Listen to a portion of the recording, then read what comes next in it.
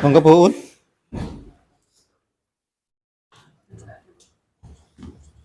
Langsung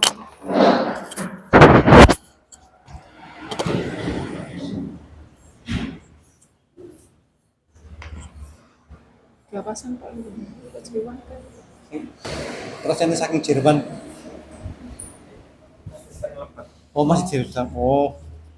Bismillahirrahmanirrahim. Assalamualaikum warahmatullahi wabarakatuh. Alhamdulillahirabbil alamin wassalatu wassalamu ala asyrofil anbiya'i wal mursalin sayyidina wa maulana Muhammad wa ala alihi washabbihi ajma'in. Amma ba'du. Yang terhormat Bapak Kepala Kantor KUA Kecamatan Panceng Bapak Abdul Fattah dan teman penyuluh Bapak Raden, seniornya penyuluh Bapak Haji Raden Jamal dan semua Bae penyuluh ngono ya. staf di KUA Panceng. Dan tak lupa calon pengantin yang insya Allah akan apa ya? Kapan nikahnya ini? Masih lama? Udah 7. Masuk tinggal satu langkah tok. Ya, semoga Menghitung lancar jam. sampai hari H. Alhamdulillahirrahmanirrahim, pada pagi yang dingin ini, sejuk ini kita mendapatkan barokah nikmat dari Allah Subhanahu wa taala sehingga kita bisa berkumpul di majelis yang penuh barokah ini.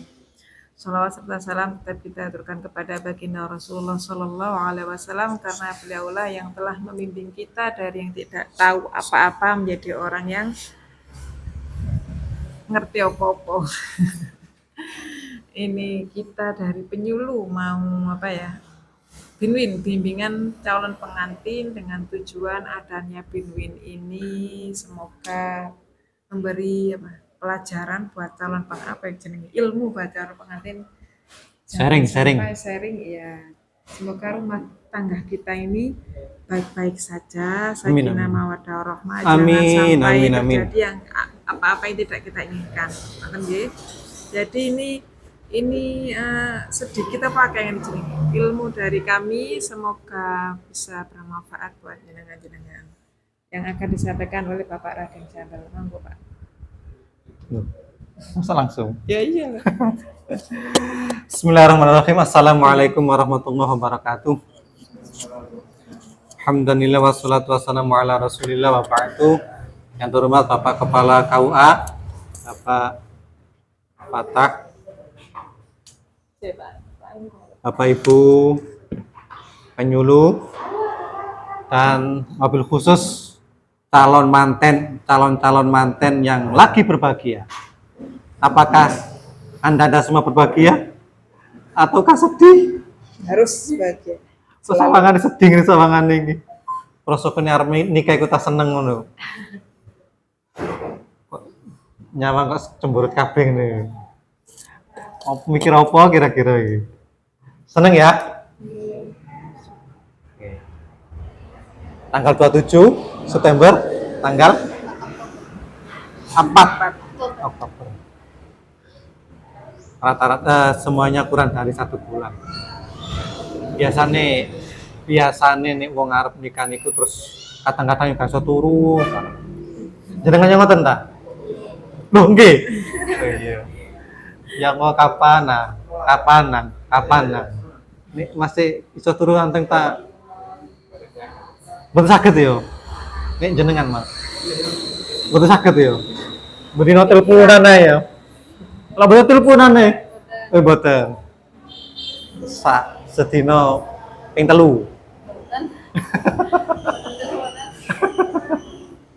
Ya, itu memang lembarannya begitu. Jadi Ustadz Tajun itu kalau belum kawin itu, belum nikah maksudnya, itu pengennya itu nempel terus. Pengen nang nikah.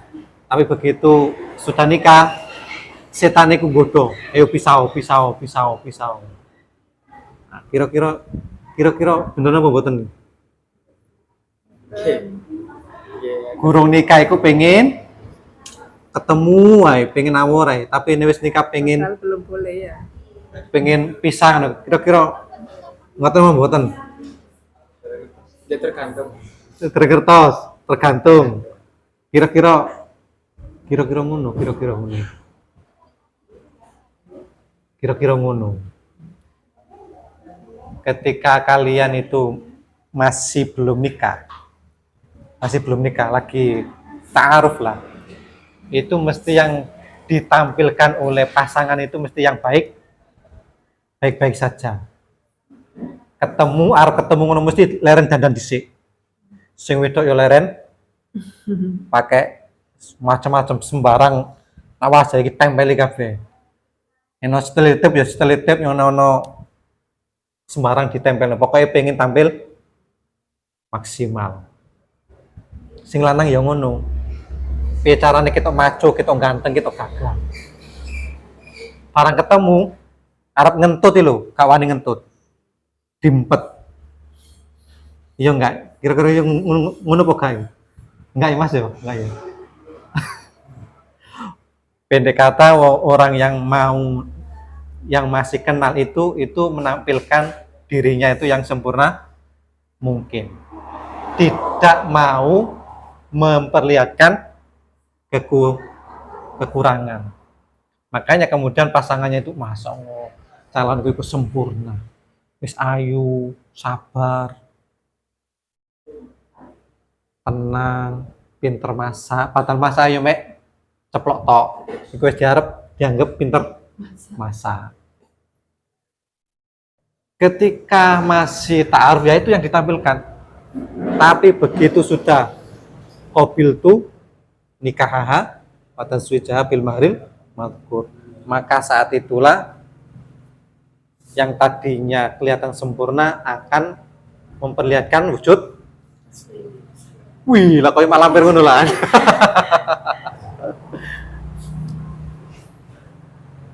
Apa yang tadinya ditutup-tutupi kemudian terbuka. Sing asale kenal iku gak tahu ngomengan, tapi begitu jadi suami istri muncul ngomenge. Sing asale gak nuntut-nuntut, begitu jadi suami istri nuntuti macem. Aku njaluk ngene, aku njaluk ngono. Kira-kira begitu, Pak. Pengalaman pribadi.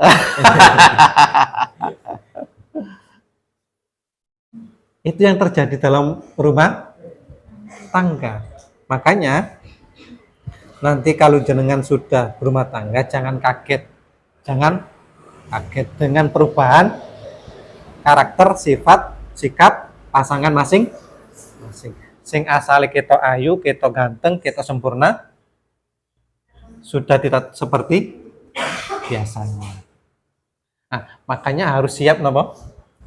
Menerima kelebihan dan kekurangan masing-masing, siap mental. Nah, biyen kok sabar ngono, nah saiki kok dadi ngene. Biyen niku tak sangka pinter masak ngono. Terus aku biyen niku ya weruh ya pinter masak. Ati bae kok saiki gagal masak. Itu akan muncul begitu. Nanti akan di rumah tangga itu. Karena yang tadinya ketika masih ta'aruf itu yang ditampilkan sempurna, kemudian ketika sudah jadi suami istri tampilannya ala kadarnya. Nah itu, ini perlu disiapkan mentalnya, harus siap mental, harus apa ya, menyiapkan pikirannya, menyiapkan dirinya bahwa suatu saat ketika rumah tangga itu istrinya atau suaminya akan berubah tidak seperti yang ditampilkan ketika masih atau masih ta'aruf. Nah itu poin pertama yang perlu karena apa? Karena kalau tidak disiapkan mental dari awal, itu nanti yang terjadi apa? Berantem. Biyen wae nek aku tiba titik wae dilus-lusi, saiki aku disukur-sukurno tiba. Ya enggak? Aku tuh kenalan iku lho. Kebegong didik, Mas oh, hati-hati. Ya kan ngono to. Dilus apa sing loro kan ngono ya. Barang saiki barang di bojo. Makane ta. Wah, aku itu nyawang. Ya enggak? Nanti akan seperti itu. Bisa jadi seperti itu. Nah, ini nah, kalau tidak disiapkan mentalnya, gitu, akan terjadi apa? Kaget. Itu bukan berarti kemudian pasangannya itu tidak setia. Itu bukan berarti pasangannya tidak perhatian. Ya. Itu masih dalam tahap wajar. Harus dipahami bahwa itu masih dalam tahap wajar. Jangan nak bojoku dibae wis gak perhatian apa wis gak sayang karo aku toh. Mosok duwe gebetan liya. Nah, kalau punya pikiran seperti itu semakin membuat runyam suatu rumah tangga. Jadi harus disiapkan mental bahwa nanti ketika suami istri itu harus dipahami bahwa suatu saat apa yang ditampilkan oleh suami itu adalah aslinya. Kalau makan terus wani ngentut, nah berarti itu sudah top itu. Sing ngentut wani, sing dientut tidak muring-muring, nah itu sudah ibaratnya itu sudah menyatu. Kalau sudah bisa seperti itu sudah bisa menyatu. Diling-iling.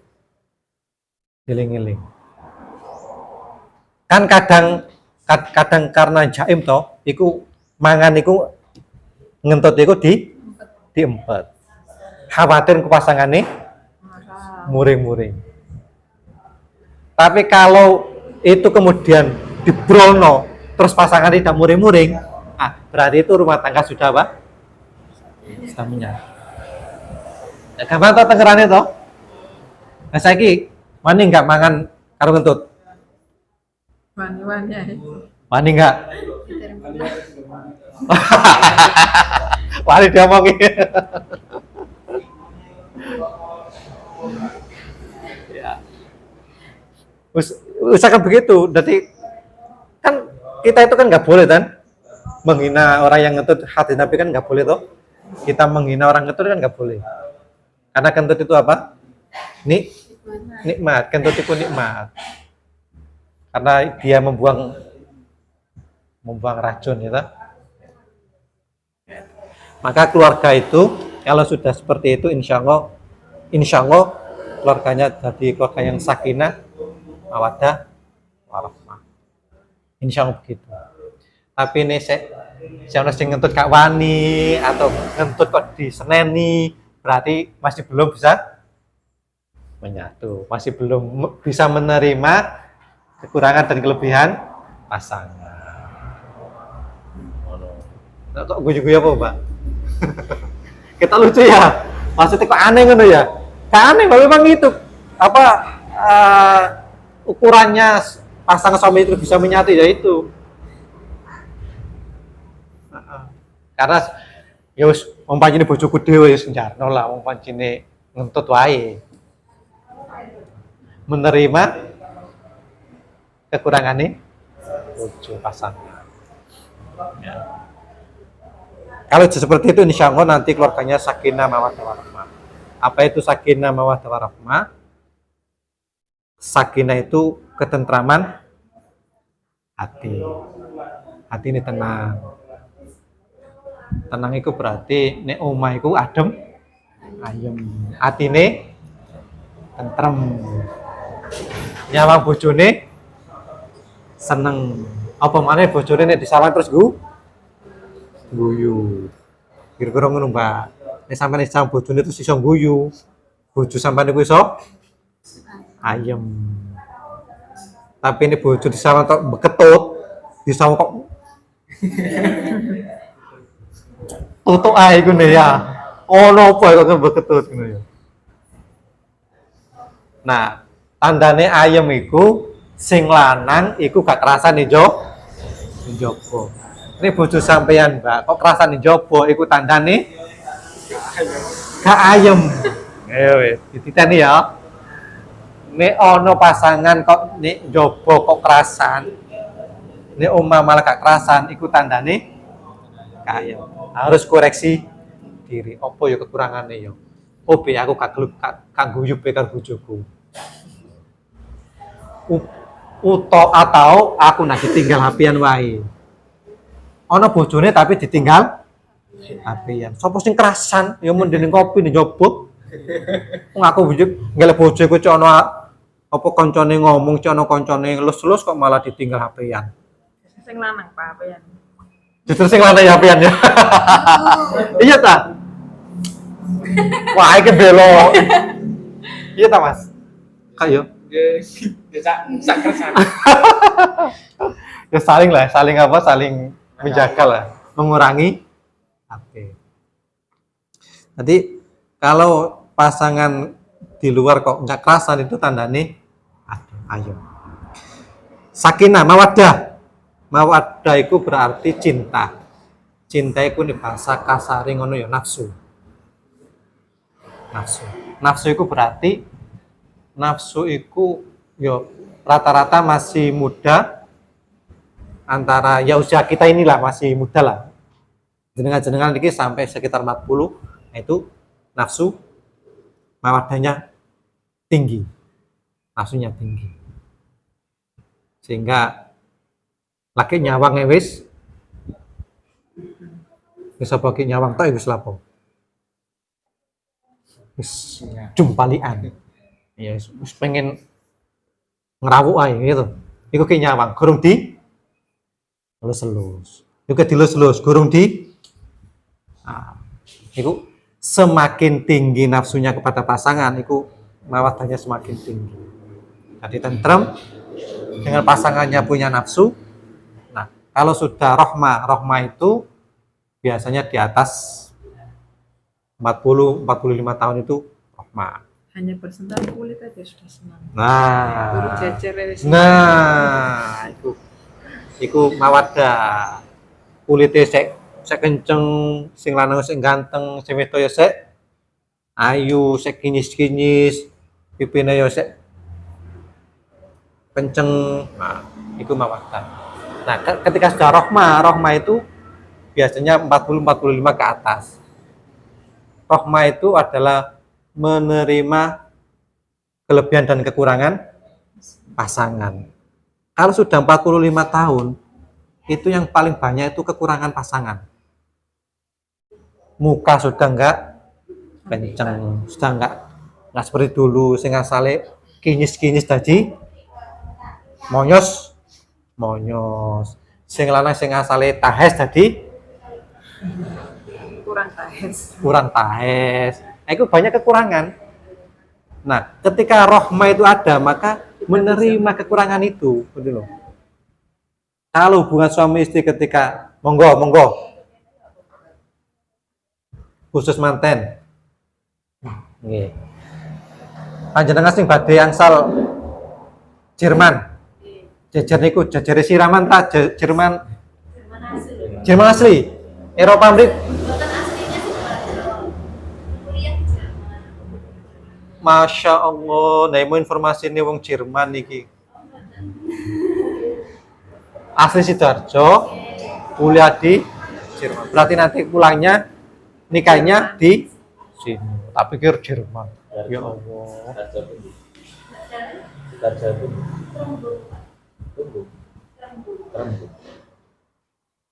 Nah, ini kira Sidoarjo. Aku sampai bayang no. Ya wah Jerman niku wong aku sing Jawa Tengah ngrasa aduk karo sing Jerman iki. Lanjut nggih. Tadi kalau rohma itu berarti sudah menerima kekurangan pasangan. Yang tadinya pasangannya cantik, ganteng. Sekarang usia 40, 50 sudah berubah. Yang laki-laki asalnya kuat sudah nggak kuat lagi. Itu sudah nerima. Oh ya wis pancene pasangan. Nerima kok gelek mana Pak ya? Nah, nerima enggak gelek maneh. Maksudnya ngono. Itu rahmah. Tapi nek nerima kok gelek maneh, berarti itu tidak rahmah itu. Boleh tak? Asal ngomong. Netizen ya. Nah, makanya sakinah mawaddah rahmah itu adalah ya tadi itu. Dan termatine punya nafsu, kemudian menerima kelebihan dan kekurangan pasangan. Nah, itu. Nek wis tuwa iku lho. Sing asale bau minyak wangi tadi bau minyak kapak. Balsem sing asale kemana-mana iso nyate, saiki lho wis gak iso nyate. Mas, aku seneng sate, kok sampean gak gelem nang sate. Iku wis mari wis nrimo, oh iya bojoku wis gak seneng sate. Gak apa-apa aku gak nyate gak apa-apa. Nrimo kekurangane pasangan. Lho iku lho sakinah wa tawarah. Mudah-mudahan keluarga jenengan tadi nanti seperti itu. Sakinah, mawaddah, warahmah. Saya kira itu yang dari saya, nanti akan ditambahi sama Ustadz Tajun. Monggo Ustadz Tajun. Bismillahirrahmanirrahim. Assalamualaikum warahmatullahi wabarakatuh. Alhamdulillah, wassalatu wassalamu ala rasulillah wa ala alihi wa sahbihi wa man wala, amma ba'du. Terima kasih. Baik, mungkin sedikit saja tambahan dari saya. Oke, mas-mas mbak sekalian. Ini saking pundi? Petung nih. Petung sedaya. Potong sedaya. Paknya saking. Di sana petung. Oh, Loh, tonggo dhewe. nggih jarang ketemu. Oke, Potong. nggih. Terus saya baca. Ya, jadi cuma sekedar tambahan ya dari apa yang disampaikan oleh Bapak Haji Raden Jamal tadi. Memang dalam pernikahan itu kita tidak bisa egois ya, harus bisa saling memahami antar pasangan. Kemudian yang perlu kita pahami adalah ketika orang sudah menikah itu maka otomatis masing-masing itu punya kewajiban masing-masing, baik sebagai suami ataupun sebagai istri. Nah, salah satu kunci agar pernikahan itu bisa langgeng itu adalah masing-masing pasangan itu menyadari kewajiban masing-masing. Ya. Kalau masing-masing pasangan menyadari kewajiban masing-masing, maka insya Allah tidak akan ada saling menuntut hak. Adanya saling nuntut hak itu kan karena ada salah satu pasangan yang tidak menjalankan kewajibannya. Nah, tentu mbak-mbak mas-mas sekalian, karena sebentar lagi menikah ya. Tadi ada yang September, wonten sing November wonten. Ada Oktober gitu. Nek mbaknya kapan? Oktober gitu. Nah, itu kan sebentar lagi. Nah, tentu sudah paham ya, napa kewajiban suami, napa kewajiban istri. Nah, pertama kewajiban suami. Napa Mas kewajiban suami ini? Hah? Ya, menafkahi salah satunya ya. Salah satu kewajiban pokok suami itu adalah menafkahi istri. Nah, nafkah itu macam-macam, ya, termasuk mahar. Ya. Mahar itu kan termasuk salah satu bentuk nafkah. Ya. Kemudian apa malih?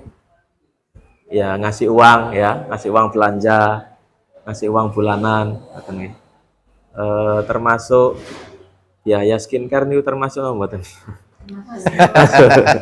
Setengah masuk. Jadi nek sampean pengen bojo sampean niku mau terus Pak Jamal, napa? Tidak semakin ya setiap hari itu semakin rasa cintanya itu tidak semakin memudar ya sampean bandani ya bojo sampean. Nek pengen tuku ngene nggih sampean angsali, sampean izinkan ya. Kemudian termasuk biaya makan dan seterusnya ya. Dan itu termasuk salah satu kewajiban suami. Jadi ketika seorang suami sudah akad nikah, yaitu dia harus sadar bahwa dia sebagai kepala rumah tangga bertanggung jawab atas nafkah istri. Maka yang perlu diperhatikan, nafkah yang dia cari itu sebisa mungkin ya, nafkah yang halal dari sumber pekerjaan yang halal. Jangan sampai dari nafkah yang haram, apalagi nafkah yang ngawur ya, diambil dari sumber yang haram. Atau dari subhat ya, subhat ini artinya gak jelas ini halal apa haram. Karena nanti apa yang jenengan berikan ke istri itu kan jadi makanan, dimakan gitu ya. Nah, Rasulullah itu pernah bersabda yang cukup mengerikan ya kalau kita renungkan. Intinya setiap daging yang tumbuh dari barang yang haram itu neraka yang berhak untuk menyucikannya. Naudzubillah min dzalik. Kemudian selain berkewajiban memberi nafkah, apa malih? Saling ini. Nafkah lahir, nafkah batin ya, otomatis. Jadi nafkah lahir, nafkah batin juga harus dipenuhi. Juga yang perlu diperhatikan ya, sebagaimana di Al-Qur'an Allah menyebutkan ya ayyuhalladzina amanu qu anfusakum wa ahlikum naro. Jadi jagalah dirimu dan keluargamu dari api neraka. Nah, ini kewajiban suami juga. Jadi berat kewajiban suami itu. Baik buruknya istri itu tanggung jawab suami. Karena ketika seorang perempuan sudah dinikahi seorang laki-laki, maka tanggung jawab yang sebelumnya merupakan tanggung jawab ayah itu dialihkan ke suami semua. Makanya di Al-Qur'an kan disebut apa? Mitsaqon ghalidho, ya, perjanjian yang sangat kuat. Nah, jadi nggak boleh main-main gitu ya ketika menikah. Beda dengan sebelum menikah. Kalau sebelum menikah itu kan macam-macam ya. Karena nggak ada akad, jadi ya mau diputus, mau diapakan, nggak ada efeknya. Nah, tapi ketika sudah menikah itu sudah tidak boleh main-main lagi. Nah, lalu kedua kewajiban istri. Apa mbak kewajiban istri ini? Yang paling pokok, yang paling utama. Senyum nang bojo. Senyum. Taat. Nyapu, Nek masak. ana duwite. Masak itu kewajiban suami ya, istri nama mboten? Suami, Mas. Ah, kok semerap sedaya ngoten. Gitu Pak Raden. Oke, nyapu mboten nggih.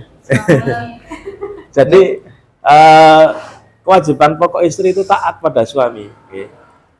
Jadi taat, benar-benar menempatkan suaminya itu ya sebagai pemimpin, gitu ya. Nggih, kata Pak Raden niku meskipun prakteknya nggih sering diomeng suami iku nggih mboten napa mboten sesuatu yang mengherankan. Tapi kita harus tetap menempatkan suami itu sebagai pemimpin kita. Nabi kan pernah mengatakan ya seandainya aku boleh memerintahkan seseorang itu sujud kepada orang lain, kan mboten angsal ya ini. Tapi kok seandainya angsal, seandainya boleh itu aku akan perintahkan istri sujud kepada suaminya. Saking besarnya ya hak seorang suami, bahkan melebihi orang tua kalau sudah menikah itu. Nah, maka ketika jadi istri ya yang taat dengan suami. Nah itu tadi kalau masak, cuci piring, nyapu itu memang aslinya bukan kewajiban istri. Tapi seandainya istri melakukan hal-hal tersebut dengan penuh kerelaan, nah insya Allah itu badhe akan mendapatkan pahala dari Allah Subhanahu wa Ta'ala. Maka kalau ada istri yang Mas aku gak apa? Nah, kalau di YouTube itu kan ada artis gitu ya. Katanya masak itu apa? Gak apa Pak istilahnya, Pak? Gak passion gak ini bukan gak bidangku. Gak mood masak. Itu suami tidak boleh marah, maksudnya tidak boleh marah. Itu kewajiban, itu bukan kewajiban istri memang ya. Ya itu hanya sekedar sukarela ya, karena memang masyarakat kita Indonesia itu kebiasaan masak, nyuci piring itu ya kewajibannya istri ya di masyarakat kita. Ya kalau itu dilakukan dengan ikhlas, insya Allah dapat pahala. Sehingga suami nggak boleh marah ketika ada istri lagi males, lagi nggak mood, ya sudah. Nek ngono tak tuku ae. Atau kita masak bareng misalnya, nah itu kan bisa jadikan sebagai salah satu solusi. Nah lalu terakhir, selain ada kewajiban masing-masing juga ada kewajiban bersama, yaitu muasyarah bil ma'ruf. Jadi bergaul dengan baik. Yang suami mempergauli istrinya dengan baik, yang istri juga mempergauli istrinya dengan baik. Lalu poin penting juga ya, ketika dalam hidup rumah tangga, sebagaimana disampaikan Pak Raden tadi, pasti tidak lepas dari cekcok, pasti tidak lepas dari perselisihan. Karena justru kalau rumah tangga tapi adem ayam terus, nah ini perlu dicurigakan. Jangan-jangan ada udang di balik rempeyek gitu ya. Nah, mesti ada cekcok karena memang sejak awal itu berangkatnya berbeda, laki-laki dan perempuan itu kan beda ya. Kemudian mungkin dari latar belakang yang berbeda, hobi yang berbeda, pasti ada perselisihan, pasti ada ketidakcocokan. Nah, salah satu kunci sukses supaya rumah tangga kita itu bisa langgeng adalah ketika terjadi masalah apapun ya dalam rumah tangga itu sebisa mungkin diselesaikan dulu berdua ya. Jangan ada masalah dikit cerita ke orang lain. Meskipun orang lain itu keluarga, bahkan orang tua sendiri ya. Ketika ada masalah ya, serunya apapun sebisa mungkin diselesaikan berdua. Karena kalau sudah melibatkan orang lain, nah itu biasanya masalahnya tambah lebar. Ada orang itu kan macam-macam, Mbak. Mbak. Ada yang orang itu suka ayam tentrem, tapi ada juga orang itu yang suka ngompor-ngompori gitu ya. Cerita masalah, aku ngono wis tak. Iku ae wis gak tahan kok yang ngono. Nah, ada yang seperti itu. Nah, makanya sebisa mungkin diselesaikan internal berdua gitu. Dan salah satu kunci supaya masalah itu tidak semakin melebar ya harus ada yang ngalah gitu ya. Ketika istri masalah sama nengen. Nah, itu sebisa mungkin suaminya itu jangan ikut. Lah kamu nengen. Kalau seperti itu ya akhirnya perang gitu ya. Tapi kalau suaminya dimarahi istri, diam saja ya. Wis tadi wis masalah itu biasanya istri juga capek sendiri gitu ya. Nah, memang harus ada yang berkorban, memang harus ada yang mengalah dan saling memahami. Nah, itu insya Allah kalau sudah seperti itu, insya Allah ya. Nah, karena kita hanya bisa berserah diri pada Allah, mudah-mudahan rumah tangga yang dijalankan mas-mas dan mbak-mbak sekalian itu bisa langgeng ya seterusnya. Jadi, sampai nanti kakek nenek bahkan sampai nanti maut memisahkan. Amin. Nah, terakhir saya ingat pesan salah satu guru kami, jadi kata beliau rumah tangga itu biasanya ujiannya itu ya, ujian apakah rumah tangga itu bisa langgeng atau tidak itu di 10 tahun pertama. Nah, ini pesan guru kami nih. Kalau saya pribadi dereng 10 tahun. Kalau baru ini mau 10 tahun nih. Nah, kalau 10 tahun sudah melewati, nah insya Allah tahun-tahun berikutnya bisa langgeng. Jadi tantangan pertama itu di 10 tahun nih. Nah, maka mas-mas mbak-mbak sekalian, ini mumpung masih ada waktu ya sebelum akad nikah, nah dipersiapkan sebaik mungkin ya. Yang sudah kerja ya kerjanya berusaha ditingkatkan sebaik mungkin ya, kemudian baca-baca buku, baca-baca pengetahuan tentang rumah tangga supaya ketika menjalankan rumah tangga itu kita menjalankannya atas dasar ilmu dan bukan hanya atas dasar coba-coba saja. Terima kasih. Demikian dari saya. Kami mohon maaf. Saya kembalikan ke Bu Ut. Terima kasih Pak Tajun atas ilmunya buat kita semua. Ini kita juga masih belajar ini. Seono masih perlu diperbaiki. Ini sudah 25 tahun. Berarti lewat 10 tahun. Bisa 25 tahun. Oke, ada yang ditanyakan? Sampun nggih. Kenapa? Monggo. Terima kasih. Mau dipakai. Mau tanya untuk mengenai hal-hal yang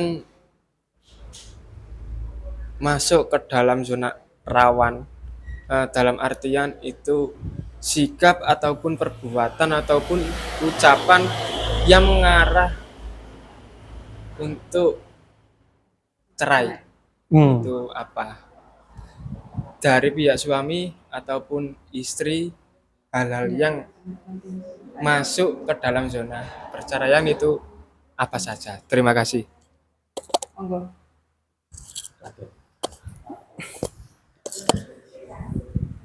Saya akan bicara tentang fakta. Fakta di Gresik penyebab terjadinya perceraian. Ini fakta, bukan asumsi ya, fakta. Yang pertama, di Gresik itu yang paling tinggi faktor penyebabnya adalah judi online. Di tahun 2024 ini, 2024-2025 itu faktor yang paling banyak menjadi penyebab perceraian itu adalah judi online. Di tahun 2003 penyebab terjadinya banyak terjadinya perceraian itu adalah HP. Sing wedok terlalu asik HP, sing lanang dicuekin. Atau sebaliknya. Kaken buka barang-barang branded, sing wedok barang-barang branded, Sopi. Sing lanang gak ngatasi akhirnya rame. Kemudian faktor yang menjadi penyebab apa jenenge perceraian itu adalah ekonomi. Ekonomi itu sangat relatif ya. Maksudnya relatif gini, ekonomi itu kalau kita hanya butuh makan, hanya memenuhi kebutuhan, itu kelihatannya nggak mahal deh hidup ini. Sekitar mangan kan paling ya iwak asin, iwak endo kan cukup. Kalau sekedar makan gitu, Mancing. atau mancing. Tapi yang jadi masalah itu adalah apa? Gaya hidup, keinginan itu yang paling besar. Boleh jadi jenengan pamane uang 10 juta itu bagi jenengan itu kecil. 10 juta itu apa? Wah, kecil kanggo aku. Akan seperti itu karena apa pandangannya sangat, tapi ini kangge kulo 10 juta itu jauh sangat mewah gitu loh. Jadi sangat relatif. Tapi di Gresik itu yang menjadi faktor yang ketiga itu adalah ekonomi. Kemudian faktor selanjutnya adalah perselingkuhan.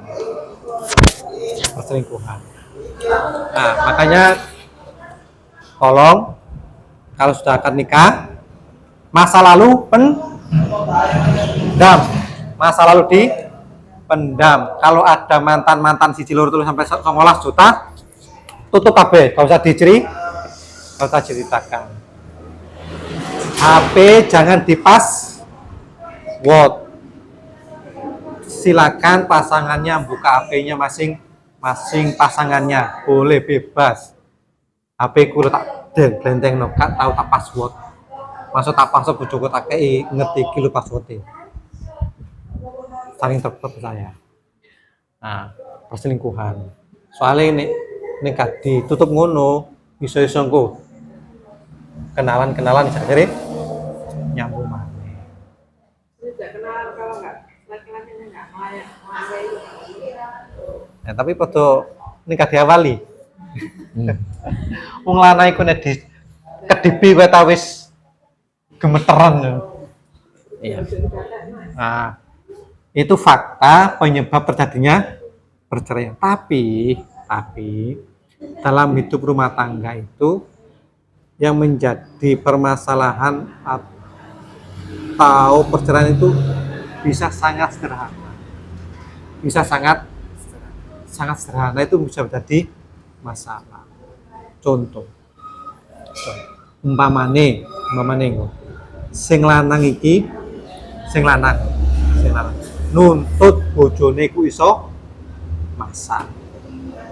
Aku pokoknya gak ngerti piye carane sampean kudu masak. Sementara sing wedok gak pesen masak, tapi dipaksa masak. Iku iso jadi permasalahan. Apa maneh diojo-ojoi maratuwa. Pancen bojomu gak iso masak, mengkel bojoku gak iso masak. Iku iso dadi cerai. Artinya perceraian itu apapun kondisinya itu sangat memungkinkan bisa terjadi perceraian. Apapun loh. Debat bisa. Ada yang sederhana. Real. Ada orang suami dari luar, dari kerja datang. Ada istri nonton sinetron. Sing ditonton niku apa?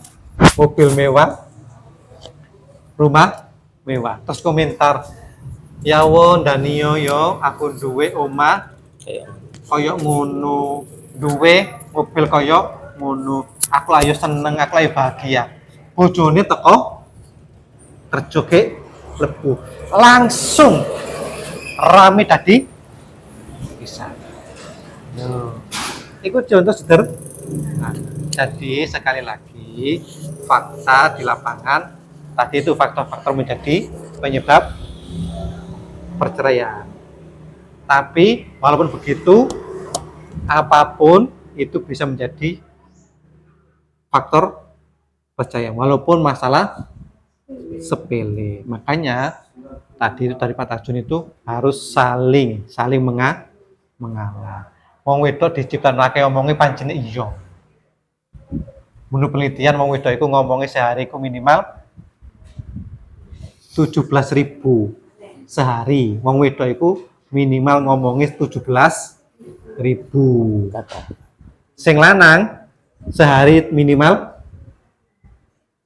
8.000 lho. Selisihnya ngono. Makane nek ana wong wedok kok ngene niku sing lanang meneng wae. Mulai pegel-pegel dhewe. Saya kira itu ya, saya kira itu. Bakal Pak Tajun. Cukup ya? Terus untuk yang ini, misal Yang menyebabkan terjadinya perceraian itu kalimat apa? Oh, kalimat apa? kalimat talak, Oh, kalimat talak. apakah dari perucapan seorang suami itu bisa menjadikan perceraian maupun istri? Oke. Nah, Oh, talak itu. Cara talak itu nanti bisa diteruskan sama Pak Tajun. Talak itu ada 2 kesempatan, yang ketiga itu sangat berat ya. Ketika talak diucapkan pertama, berarti dia sudah jatuh talak. Kata-katanya, ya. Artinya sebelum itu ya. Kemudian yang kedua, kalau itu masih dilakukan, masih bisa rujuk. Kalau ketiga, nggak bisa rujuk kecuali dinikahi orang lain. Setelah itu cerai, baru nikah dengan yang pertama. Kata-katanya itu bisa langsung kata talak, terus tak talak on. Itu sudah jatuh talak 1. Atau dengan bahasa lain yang menunjukkan talak, tapi diniatkan talak. Wis, miri kono nang mbokmu, tak balik nang mbokmu. Itu kalau sudah diniatkan talak itu sudah masuk talak. Nah, Ibnu Qayyim al-Jauzi itu mengatakan kalau talak dalam kondisi emosi yang tidak terkontrol itu masih belum jatuh talak. Tapi kalau setengah emosi itu sudah jatuh. Artinya emosi yang sing enggak apa? Sing terkontrol sing wis kaya wong kesetanan niku. Nah, ketika mengucapkan talak itu belum katanya. Karena tidak dalam kesadaran diri. Oh, berarti kalau dalam keadaan marah berarti tidak jatuh talak. Kalau sudah tak terkontrol, karena dia nggak mengontrol, nggak bisa mengontrol diri. Menurut Ibnu Qayyim al-Jauzi. Nanti bisa dikoreksi karo Pak Tajun. Tapi kalau masih setengah marah itu jatuh talak, karena setengah marah itu masih bisa mengontrol diri. Tapi tidak harus dengan bahasa talak. Tadi itu dengan sindiran atau dengan ungkapan yang mengarah dia harus lepas dari suaminya. Wis minggato kono atau mira kon. Tabaleno kon nang gone mbakmu. Nah, itu kalau diniatkan talak itu sudah jatuh talak 1. Nah, itu. Apalagi kalau ngucap talak langsung, tak talak kon. Nah, itu otomatis sudah satu talak. Dan itu hanya punya kesempatan 2. Yang ketika sudah repot seperti tadi itu, wis repot lah 3 itu wis angin. Bang Tajun barangkali Nambah sedikit. Jadi talak itu seperti istilah sama ya tentang lafaz talak. Jadi kalau lafaznya jelas, ya, saya talak kamu, ya itu meskipun dia niatnya bercanda, niatnya serius itu sudah jatuh talak secara hukum agama. Nah, tapi kalau tadi semuleo atau kalimat-kalimat sindiran, ya, enggak terlalu jelas, itu tergantung niatnya. Jadi kalau yang laki-laki niat itu dengan kalimat itu mentalak istri, ya jatuh talak secara agama. Tapi kalau dia nggak niat jatuh, dia nggak niat nalak, ya nggak jatuh, belum jatuh talaknya. Nah, sedangkan kalau istri jadi talak itu ada di tangan suami. Ketika istri minta cerai, tapi suami nggak me-ACC ya nggak jatuh. Makanya suami itu jangan terlalu mudah emosi gitu ya. Jangan dibayangkan jenengan nikah itu kayak pacaran kan boten angsal nih Pak. Pacaran yang putus saya. Nah, gak seperti itu, beda. Ini konsekuensinya ketika sudah menikah. Nah, tapi yang perlu kita perhatikan ya ketika kita di Indonesia ini kan ada pengadilan agama gitu ya. Jadi memang banyak kasus, bahkan ada suami itu yang kasusnya itu setiap hari tak talak. Nah, itu tetap nanti ya diputuskan di pengadilan gitu, secara resminya gitu. Tapi secara hukum agama ya seperti tadi yang disampaikan oleh Pak Raden Jamal tadi itu ya. Jadi ya sebisa mungkin jangan talak. Ini kan baru mau nikah kok sudah nanya tentang talak gitu. Waspada. Ya, jadi sebisa mungkin ya dikendalikan emosinya gitu. Jangan sampai keluar mengucapkan kata-kata tersebut gitu ya. Ketika memang sudah emosi ya kayak nahan sudah keluar dari rumah misalnya ya untuk menenangkan diri atau nyari cara yang lain gitu ya supaya ketika bertengkar itu enggak terus-terusan. Nah, itu cara meredam emosi gitu. Kalau di hadis Nabi itu kan pernah bersabda kalau ada orang marah ya kalau dia sedang berdiri itu disuruh duduk ya. Kalau sedang duduk disuruh berbaring itu dalam rangka ini meredakan emosi gitu ya. Supaya tidak keterusan. Oke, cukup. Tambah sedikit ya. Itu dari talak itu adalah hak suami. Tapi istri juga punya hak, namanya gugat cerai. Dulu ya. Artinya begini, istri kalau tidak dinafkahi 6 bulan tidak diperhatikan, apalagi kemudian KDRT terus gak betah, nah itu ada kesempatan untuk gugat cerai suaminya ke pengadilan agama. Itu bisa, masih bisa. Tentu nanti yang memutuskan adalah pengadilan. Di ACC apa enggak perceraiannya itu tergantung. Kalau alasannya gugat cerai itu kuat, baik secara adat, secara hukum, secara agama kok kuat, ya mungkin akan dikabulkan oleh pengadilan agama. Tapi kalau ngomong ngono tok kok yo njaluk gugat cerai, wah itu lebay. Di ACC berarti kasih cerai. Nah, di Gresik ini fenomenanya itu terbalik sekarang. Yang paling banyak itu istri menggugat suaminya. Yang paling banyak sekarang. Termasuk di Anceng ini. Itu istri itu paling banyak menggugat suaminya. Faktor utamanya tadi itu judul sama ekonomi. Nah, saya kira itu. Cukup? Mari dengan doa kafaratul majelis. Subhanakallahumma. Apa yang kita dapat tadi ya, manfaat buat sampean-sampean yang mau menjalankan rumah tangga sehingga rumah tangganya sakinah mawaddah warahmah. Amin. Semoga bismillahirrahmanirrahim. Subhanakallahumma hamdika asyhadu an la ilaha illa anta astaghfiruka wa atubu ilaik.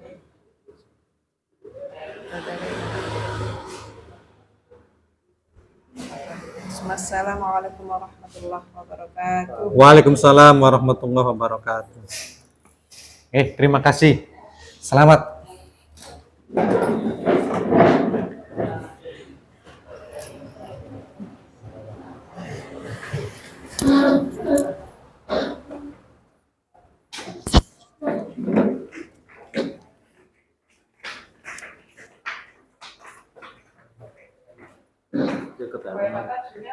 Hah? Nomor ini kan?